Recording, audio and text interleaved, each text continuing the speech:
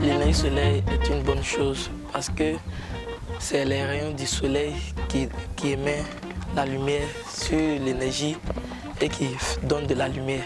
Ça nous permet d'étudier confortablement, ça nous permet de voir. Par exemple, si la CE coupe le courant en ville, nous au moins on a le courant. Parfois il y a des amis qui viennent étudier nous aussi. Parce que la CE a coupé le courant chez eux, ils viennent étudier nous. L'énergie solaire peut apporter un plus à l'électricité qui existe déjà. Ça peut être un plus au cas où il n'y a pas assez de courant, on peut utiliser l'énergie solaire.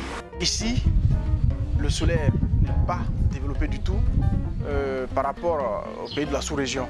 Cela dû au fait que avant, le solaire, l'installation solaire n'était pas acceptée par nos gouvernants.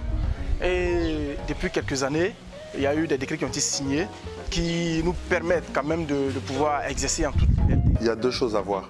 Si c'est au niveau, pour un particulier par exemple, il faut prendre en compte l'installation.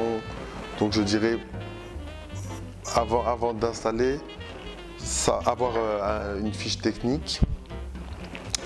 On regarde la puissance un peu de tout ce qu'on veut, on veut mettre en énergie solaire. Et par rapport à ça, là on a une étude très précise et ensuite nous on réalise directement. Toujours mieux, avant que ce soit construit, d'avoir un local technique où on peut mettre tout ce qui est batterie. Quand c'est pas construit encore, on peut faire passer les câblages, donc c'est toujours plus intéressant d'avoir un projet en tout cas avant la construction. L'entretien en tel, c'est quoi? C'est vraiment simplement la durée de vie des batteries.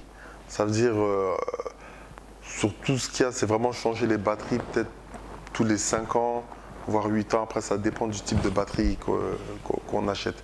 Mais sinon, après, les panneaux, bon, ils ont une durée de vie un peu illimitée. Quand on voit les difficultés même au plan national, avec les coupures d'électricité récurrentes, etc., je pense qu'avoir de plus en plus de projets sur l'énergie renouvelable, c'est quand même capital parce qu'il faut avoir d'autres sources d'énergie.